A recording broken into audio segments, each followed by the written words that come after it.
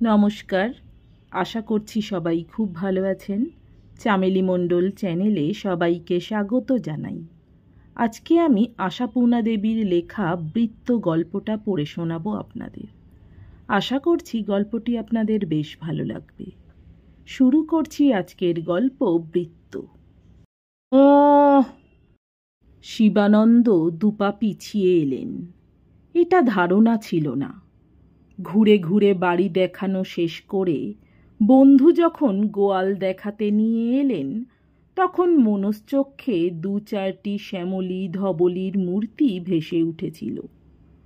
গোয়ালের সামনে এসে ওই কালো কালো ছায়া দেখে সভয়ে পিছিয়ে গিয়ে অস্ফুট শব্দ করে উঠলেন, মোষ? হ্যাঁ ভাই, মোষই পুষেছি। বন্ধুর মুখের প্রত্যেকটি রেখায় রেখায় একটা পরিতৃপ্তির প্রসন্নতা ফুটে ওঠে। দেখলাম গরু পুষে কোনো লাভ নেই।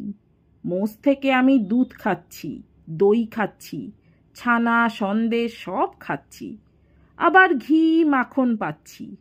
এ বাজারে খাঁটি ঘিও?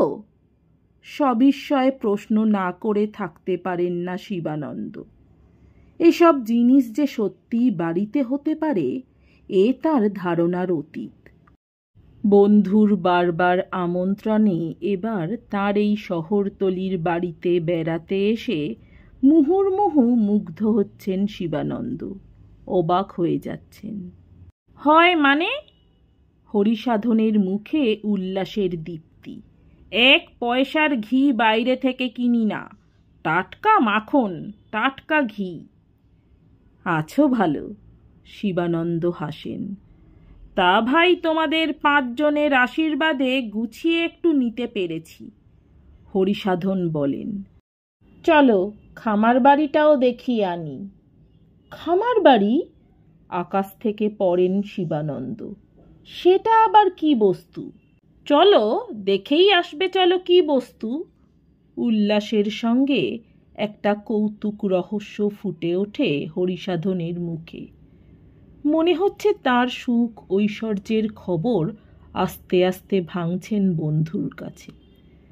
যখন বাড়ি দেখাচ্ছিলেন তখন গোয়াল বাড়ি, খামার বাড়ি এসবের কথা তোলেননি। এমনি শুধু বাড়ি দেখেই তো মোহিত হয়ে উঠেছেন শিবানন্দ। আসবার আগে ধারণা করতে পারেননি এত বড় বাড়ি করতে পেরেছেন হরিসাধন। স্কুলমাস্টার মানুষ, যা কিছু রোজগার করেছেন খোলা পথে, চোরা পথের কারবার নেই। অথচ সেই সামান্য আয় থেকেই চেষ্টা চরিত্র করে প্রথমে বাড়ির চৌকাঠে পা দিয়েই একটা বোকার মতো কথা বলে বসেছিলেন শিবানন্দ। ওই ধারণা ছিল না বলেই বলে ফেলেছিলেন, এই পুরো বাড়িটাই তোমার নাকি হে?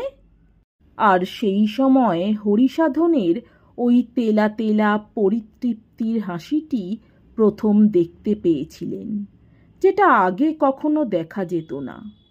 শিবানন্দর প্রশ্নে হরিসাধন কষ্টে মুখে বিনয় এনে বলেছিলেন, এই ভাই করেছি এটুকু, মাথা গোঁজবার আশ্রয়।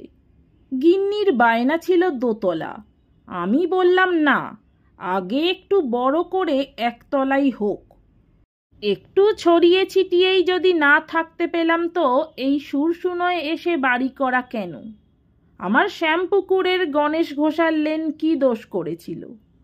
তবে এইবার মনে করছি দোতলায় হাত দেব। অবশ্যই এখন আমার ৩খানা ঘরেই চলে যাচ্ছে, তবে ছেলে বেটাদের তো বিয়ে দিতে হবে। তখন আবার ঘর ধার করতে যাব কোথায়? লাগিয়ে দিলাম ৫-৬। আর সামনে ভাই এই দরদালান, তোমাদের বৌদির চিরকালের স্বাদ। শিবানন্দর মনে হলো কথার ধরনটা যেন বদলে গেছে হরিসাধনের। বেশ কেমন একটু আত্মস্থ আত্মস্থ ভাব এসেছে ভঙ্গিতে, সুরেতে। বাড়ির খোলামেলা ভাব আর পূব দক্ষিণের প্রসাদ প্রসন্নতা দেখে ক্ষণে ক্ষণে উচ্ছ্বসিত হয়েছেন শিবানন্দ।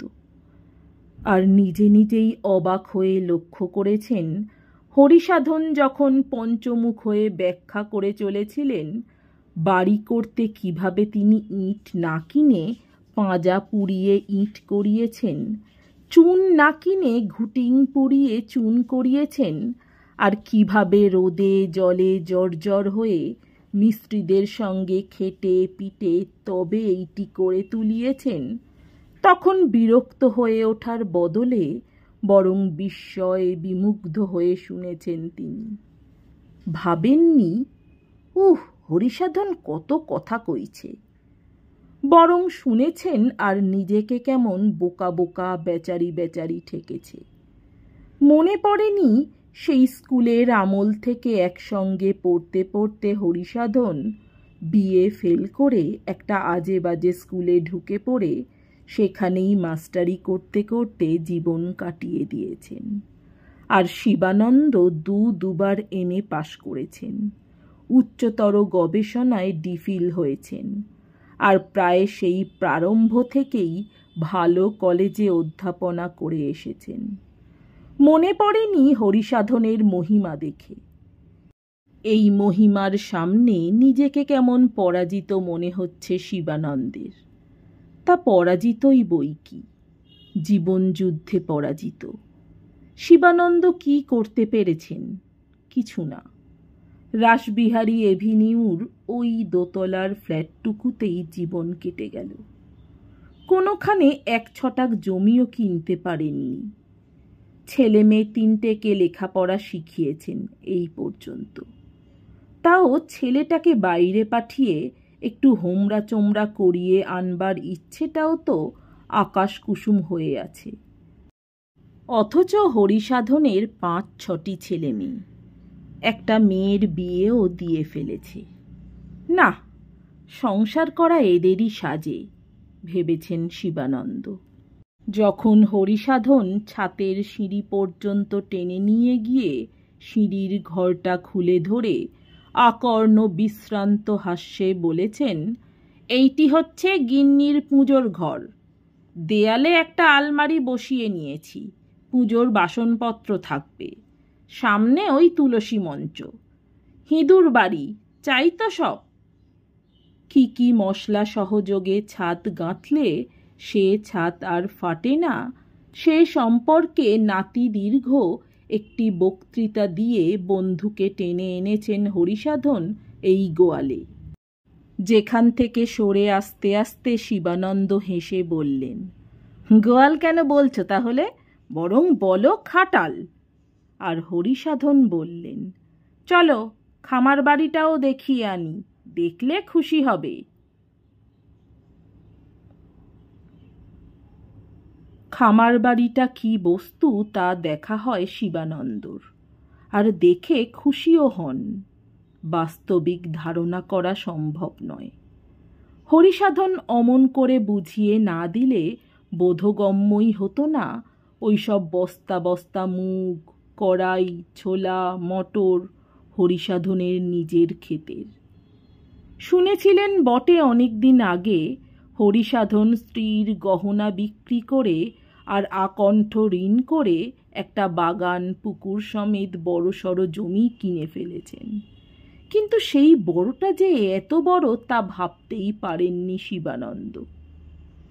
নাকি ক্রমশ পরিসর বাড়িয়ে চলেছেন হরিসাধন।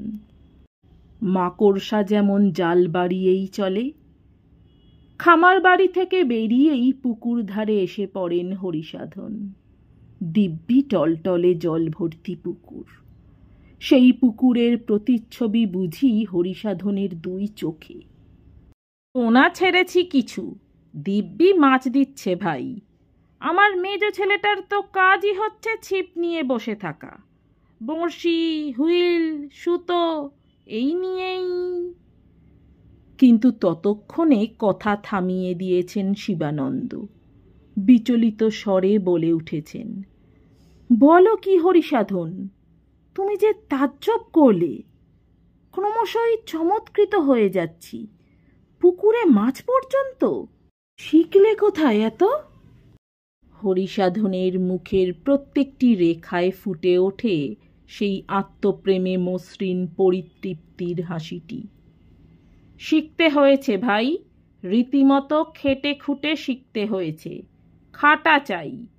আরামকে হারাম না করতে পারলে আর সংসারে শ্রীবৃদ্ধি হয় না। তা ভাই, তোমাদের শুভেচ্ছায় গিন্নিটিও এটা খুব বুঝতে শিখেছেন। রাত 4টে থেকে রাত 12টা পর্যন্ত খাচ্ছি দুটি মানুষ। দেখাবো, ওর ভাঁড়ারটিও দেখাবো। বললে বিশ্বাস করবে না, বছরের জিনিস সব ভাঁড়ারে ভর্তি। বড়ি, আচার এইসব বানাতে ছোটোখাটো একটা জালতির ঘরই করিয়ে নিয়েছেন। শুনতে শুনতে মুগ্ধ হচ্ছেন শিবানন্দ। মুগ্ধ হতে হতে ক্লান্ত হচ্ছেন, কিন্তু হরিসাধন অক্লান্ত। এসেছই যদি এদিকে, তো আমার হাঁস মুরগির ঘরটাও দেখে যাও। না না, পোলট্রি ফোলট্রি নয়, সেটা বললে একটু বেশিই বলা হবে। ওই গোটা কতক পুষেছি, একটু দেখাশুনো করি। ডিম দেয় অতিথি সজ্জন এলে, কি নিজেদের শখ সাধ হলে 2-1জন জীবনও দেয়। হেসে ওঠেন হরিসাধন। যেমন আজ একজন দিল। তাহলে যা কিছু খাও সবই তোমার বাড়ির? বিমুগ্ধ বিহ্বল শিবানন্দ এই বাহুল্য প্রশ্নটি করেন। হরিসাধন হাসেন, আত্মসমাহিতের হাসি। প্রায় তাই, ওই যা তেলটা, নুনটা, মশলাটা। তরিতরকারির বাগান তো দেখলেই। আবার দেখো না, সেজ ছেলের স্বাদ হয়েছে কাঁঠাল গাছের, ওটা নেই। বেটা একে ওকে বলে বেড়াচ্ছে কার বাড়িতে ভালো চারা আছে। বাপের নেশাটা পেয়ে গেছে বেটা। হাহা করে হেসে ওঠেন হরিসাধন।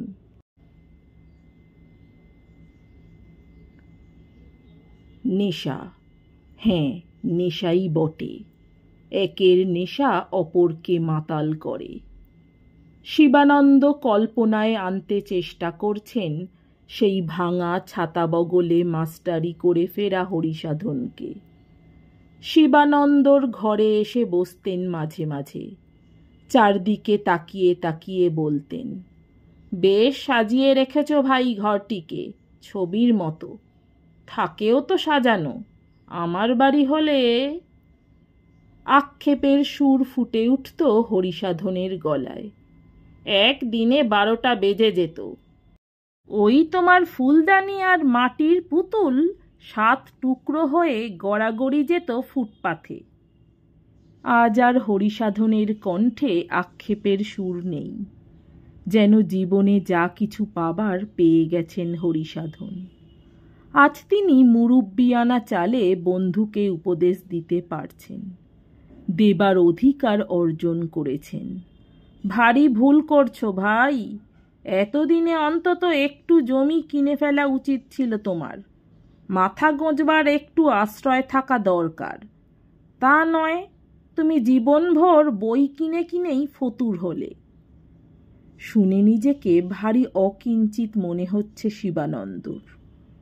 না, বাহাদুরি আছে বই কি হরিসাধনের। মুরব্বিয়ানা করবার অধিকার আছে। এমন কিছু পয়সার মানুষ নয়, শুধু নিজের কৃতিত্বে। আচ্ছা ভাই, তোমার আর দেরি করিয়ে দেব না। হরিসাধন স্মিত প্রসন্ন ডাক দেয়, চলো এইবার খেয়ে নেওয়া যাক। তোমাদের বৌদি বসে আছে হাঁড়ি আগলে। শিবানন্দ কুণ্ঠিত মুখে ব্যস্ত হয়ে বলেন, না না, আবার খাওয়া দাওয়ার কেন? বেশ তো জল খাওয়া হলো, বাড়ির ছানার সন্দেশ দিয়ে। বিলক্ষণ, হরিসাধন বলেন। খাবে না বললেই হলো, বলে কত ভাগ্যে তোমাকে পাওয়া। কেউ আসে না ভাই। এতক্ষণে যেন হরিসাধনের কণ্ঠে এক চিলতে আক্ষেপের সুর বাজে। বলে কি জানো, বাবা কে যাবে, যা ধাপধারা গোবিন্দপুরে বাড়ি করেছ। কলকাতার শহরের সেই পায়রার খোপে থাকা অভ্যাস তো। এই যে প্রাণপাত করে করে মরছি, তোমরা 5 জন দেখলে তবে না সার্থক। শিবানন্দ মনে মনে একটু সূক্ষ্ম ব্যঙ্গের হাসি হাসেন। নিজের প্রতি ধিক্কারের ব্যঙ্গ। এইতেই এই আর কত অসার্থকতার বোঝাই বয়ে বয়ে চলেছেন শিবানন্দ। এই দরদালান দেওয়া খোলামেলা বাড়ি, ওই বাগান, পুকুর, গোয়াল, খামার বাড়ি সব তাকিয়ে দেখতে দেখতে ভাবেন, না আর কিছু না হোক জমি একটু কিনে ফেলতে হবে। তারপর আস্তে আস্তে গড়ে তুলতে হবে জয়ের প্রাসাদ, বাগান, পুকুর, খামার বাড়ি, পোল্ট্রি, ঘরের মাখন, ঘরের ঘি। হরিসাধন শিবানন্দর চিরদিনের বন্ধু, তবু পরস্পরের গৃহিণীদের সঙ্গে বন্ধুত্বের আদান প্রদান ঘটেনি। নিজেদেরও বাইরে বাইরেই দেখাশোনা। সেকেলে ধরনের মানুষ অনাত্মীয়া মহিলা দেখলেই কেমন থতমত খেয়ে যান। কিন্তু আজ হরিসাধন গৃহিণী রীতিমতো আদর আবদারের মধ্য দিয়ে অতিথি সেবা করছেন। বলছেন, তা হবে না ঠাকুরপো, পারবো না বললে শুনবো না। একে তো আমার নিজের হাতের রান্না, তাছাড়া সমস্ত বাড়ির জিনিস। এই যে মাংস খাচ্ছেন, আপনার দাদার সাধের পোল্ট্রির, আর এই মাছ পুকুরের। এই লাউ কুমড়ো, বেগুন, শিম, মায়ে কাঁচা লঙ্কা, কাগজি লেবুটি পর্যন্ত সব নিজের। এই যে ভাতের পাতে ঘি খেলেন, এও বাড়ির। দুধটুকু দইটুকু সবই ঘরের। ফেললে দুঃখে মরে যাব। বন্ধুপত্নীকে মৃত্যুর হাত থেকে রক্ষা করতে অগত্যাই মাপের অতিরিক্ত খেতে হয় শিবানন্দকে। তার আবার একটু বেশি খেলেই অসুখ করে, কিন্তু কি করবে, সব কিছুর উপর হচ্ছে ভদ্রতা। বন্ধুর ঘরবাড়ি দেখে কত খুশি হয়েছেন সে কথা বারবার বলতে বলতে ফিরবার উদ্যোগ করেন শিবানন্দ। হরিসাধনও বন্ধুকে পেয়ে কত খুশি হয়েছেন সেটা বারবার বিবৃত করে হাঁক পাড়েন। ওগো শুনছ, শিবুর জন্যে যেটা গুছিয়ে রাখতে বলেছিলাম বার করে দাও। শুনে শিবানন্দ নেই। গুছিয়ে আবার কি রাখতে বলেছিলে? কিছু না ভাই। হরিসাধন বিনয়ে বিগলিত হন। ওই গাছের দুটো কচু ঘেঁচু একলা একলা খাই, বড় মন কেমন করে ভাই। কলকাতার বাজার তো জানি, 7 দিনের বাসি আনাজ, আর এ তোমার গিয়ে একেবারে ফ্রেশ মাল, সদ্য গাছ থেকে পাড়া। হরিসাধন গিন্নি একটি বাজারের থলি ভর্তি সেই ফ্রেশ মাল এনে হাজির করেন। অন্তর্নিহিত বস্তুর পরিচয় পাওয়া যাচ্ছে না, কারণ থলিটা চটের। শুধু মুখের কাছে উঁকি মারছে একটা লাউ ডগা ও একটা মোচার ডাঁটি। এই চটের থলিটা নিয়ে যেতে হবে। একেই বোধ করি অকস্মাৎ বজ্রাঘাত বলে। শিবানন্দ মিনতিতে ভেঙে পড়েন। কাতর অনুনয়ে নিবৃত্ত করতে চেষ্টা করেন বন্ধু ও বন্ধু জায়াকে। বারবার বলতে থাকেন, সবই তো খেয়ে দিয়ে গেলাম, আবার কেন? কিন্তু হরিসাধন নাছোড়বান্দা। বাহ, ছেলেরা খাবে না? ছেলেদের মা একটু চাকবে না? শিবানন্দ দই দস্তুর করেন। ওরা ওসব খায় না ভাই, বিশ্বাস করো। লাউ মোচা এ আমি তোমার এখানে খেলাম বোধহয় 2-5 বছর পরে। ছেলে মেয়েরা খায় না বলে। এবার হাল ধরেন হরিসাধন জায়া। বলেন, তা কেন ঠাকুরপো? মোচা কুটতে গিন্নির হাতে দাগ হবে তাই বলুন। ছেলেরা টাটকা জিনিস পায় না তাই খায় না। খেলে বুঝবে, না নিলে ছাড়বই না। ওই চটের থলিটা নিয়ে স্বামী স্ত্রী দুজনে এমন কাণ্ড করতে থাকেন, মনে হয় ওইটা শিবানন্দকে গছাতে না পারলে তাঁদের জীবনের সব কিছুই বুঝি বৃথা হয়ে যাবে। এই মফস্বলী জেদের কাছে পরাস্ত হতে হলো শিবানন্দকে। জীবনে যা না করেছেন তিনি তাই করলেন। সেই চটের থলি হাতে করে বাসে উঠলেন। হরিসাধন অবশ্য বাসে তুলে দিতে এসেছিলেন এবং এ রাস্তাটুকু নিজেই বয়ে দিয়ে গেছেন থলিটা, সযত্নে সাবধানে। আর সহস্রবার বলেছেন, তোমার আপত্তির জ্বালায় কিছুই দিতে পারলাম না ভাই। অবিশ্যি করে একদিন গিন্নিকে আর ছেলে মেয়েকে নিয়ে আসতে হবে, খেতে হবে। আচ্ছা, আমার দোতলাটা উঠুক, ততদিনে পুকুরের মাছগুলো বড় হবে। একটু নিঃশ্বাস নেন হরিসাধন, আবার বলেন, দোতলার ওই ওপর নিচ সমান করেই ঘর তুলব ঠিক করেছি। 6খানা 6খানা 12খানা ঘর, ভালোই হবে, কি বলো? যেন এই ভালোটা সমর্থনের মুখাপেক্ষী। কিছু না, এও একটা বিকাশ। বাস ছেড়ে দিল। যতক্ষণ না বাসটা চোখের আড়ালে চলে গেল, হরিসাধনকে দাঁড়িয়ে থাকতে দেখলেন শিবানন্দ। দাঁড়িয়ে আছেন, সেই মধুর পরিতৃপ্তির তেলা তেলা ভাবটি মুখে মাখিয়ে। বন্ধুকে ঈর্ষা করবেন এমন নীচ শিবানন্দ নন, তবু সারা পথ যেন একটা শূন্যতা অনুভব করতে করতে গেলেন। এ শূন্যতা কি তার নিজের অক্ষমতা বোধের? হয়তো তাই।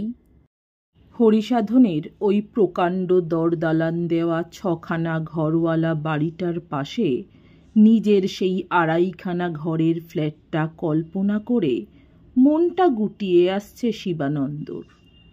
একটা ঘরে ছেলেটা শোয়, আর একটা ঘরে 2 মেয়েকে নিয়ে শিবানন্দরা স্বামী স্ত্রী।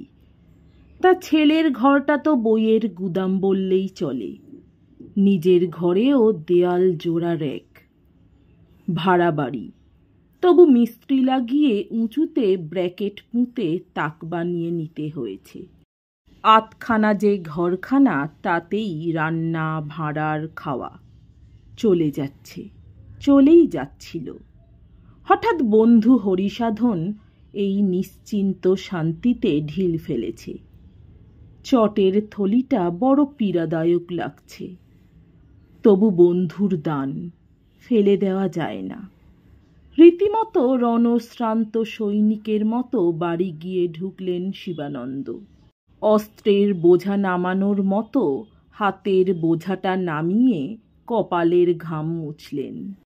বইপাড়ায় ঘুরে ঘুরে পুরনো বইয়ের দোকান থেকে যখন বইয়ের পাহাড় সংগ্রহান্তে বুকে করে নিয়ে আসেন, কই, এত তো ভারী লাগে না। পড়ন্ত বেলার রোদ্দুরটা বড্ড লেগেছে। এই মুখে স্ত্রীর ব্যঙ্গটাও একটু কড়া লাগল। ব্যঙ্গ হাসির তীক্ষ্ণ বাণে বিদ্ধ করে ভদ্রমহিলা বললেন, তোমার হাতে চটের থলি? বন্ধুর বাগানের লাউ কুমড়ো বোধ হয়। হরিসাধন মাস্টারের বউ কোন মন্তরের জোরে এমন অসাধ্য সাধন করল গো? ছাড়লো না, গছিয়ে দিল বলে স্নানের ঘরে চলে গেলেন শিবানন্দ, গায়ে ঠান্ডা জল ঢালতে। ঠিক এই মুহূর্তে কিছু আর হরিসাধনের কৃতিত্ব আর তার বউয়ের মহিমা নিয়ে আলোচনা করতে পারা যায় না নিজেদের ভবিষ্যৎ নিয়ে আলোচনা করতে। আশ্চর্য, কোনো সময়ই আর পারা গেল না। আজ সারাটা দিন যে হৃদয়াবেগ এত প্রবল হয়ে মনকে আন্দোলিত করল, বিচলিত করল, দুশ্চিন্তিত করল, সেটার আর তেমন জোর রইল না যেন। স্নানের পর একটু বেরিয়ে পড়লেন, অনির্দিষ্ট খানিকটা ঘুরে এলেন, আর ফ্ল্যাট বাড়ির সিঁড়িটা পার হয়ে উঠে এসে নিজের ফ্ল্যাটের মুখোমুখি দাঁড়িয়ে খুব একটা হতভাগ্য আর মনে হলো না নিজেকে। মনে হলো ছোট বাসাই বা খারাপ কি, এখানে নিজেকে খুঁজে পাওয়া যায়। হরিসাধনের বাড়ির মতো অত বড় দালান আর অতখানি উঠোন ওলা বাড়িতে থাকতে হলে নিজেকে নিশ্চয় হারিয়ে ফেলবেন শিবানন্দ, হারিয়ে ফেলবেন পৃথিবীটাকে। দৃষ্টি আটকে যাবে ওই এক মুঠো মাটির গায়ে। দুপুরের খাওয়াটা বড় বেশি হয়ে গেছে। অস্বস্তি বোধ করছেন শিবানন্দ। রাতে খাবো না বলে জবাব দিয়ে শুয়ে পড়লেন সকাল সকাল। স্ত্রী আরেকবার টিটকিরি দিলেন। সাধন মাস্টারের বউয়ের আরও ক্যাপাসিটির পরিচয় পাচ্ছি।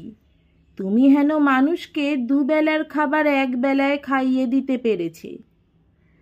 উত্তর দিতে ইচ্ছে হলো না, ঘুমোতে ইচ্ছে হলো, কিন্তু ঘুম আসতে চায় না।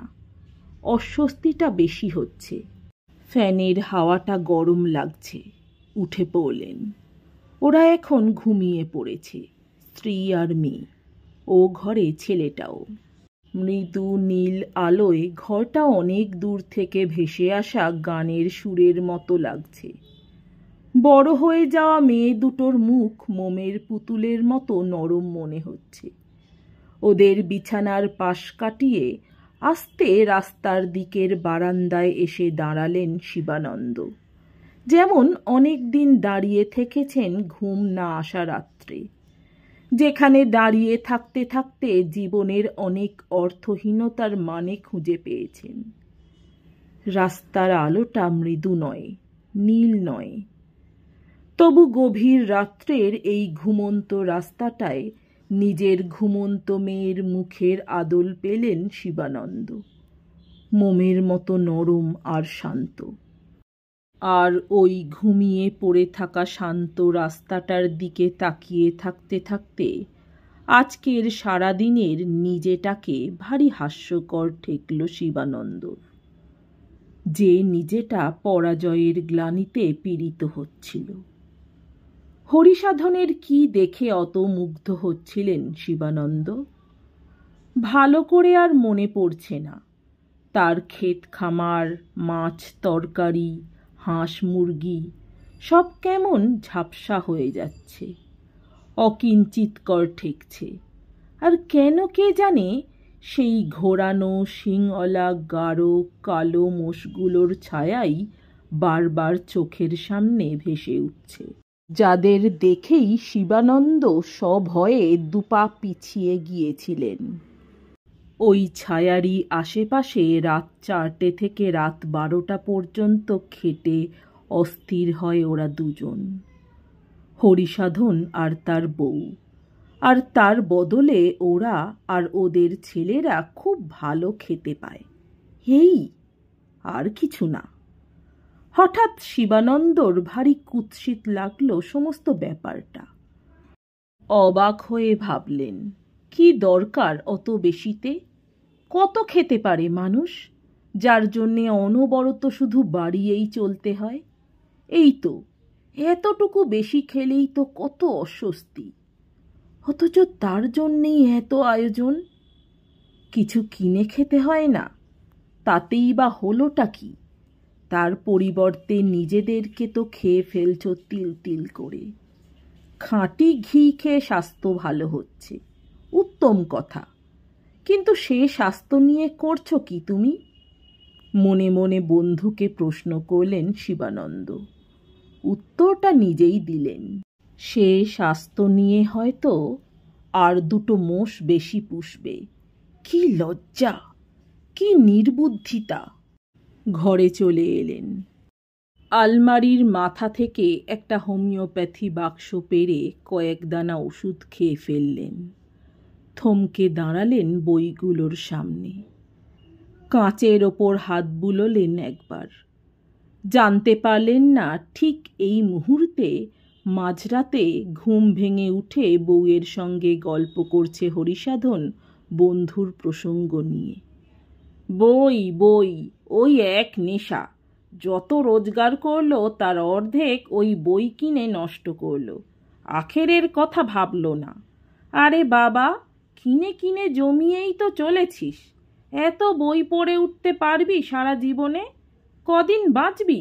কত পড়বি? জানতে পারলেন না, তাই আস্তে আস্তে একখানা বই বার করে নিলেন। চলে এলেন বাইরে বারান্দায়। ওদের ঘুমের ব্যাঘাত ঘটাবেন না। কারো কোনো ব্যাঘাত না ঘটিয়ে মোমের মতো নরম শান্ত শান্তিতে কাটিয়ে দিতে পারবেন শিবানন্দ বাকি জীবনটা। শুধু একবার মনে হলো, কদিন বা বাঁচব, কতই বা পড়ে উঠতে পারব। তবু পৃথিবীর কোথাও কোনো শূন্যতা অনুভব করলেন না। রাস্তা থেকে এসে পড়া আলোয় পড়তে লাগলেন। ঘরের মধ্যে মৃদু নীল আলোটা জ্বলতে থাকল। নমস্কার, আমার গল্প পাঠ ভালো লাগলে এবং এরকম অনেক গল্প শুনতে চাইলে অবশ্যই আমার চ্যানেলটি সাবস্ক্রাইব করে দেবেন। লাইক, কমেন্ট, শেয়ার করতে ভুলবেন না। অনেক ধন্যবাদ।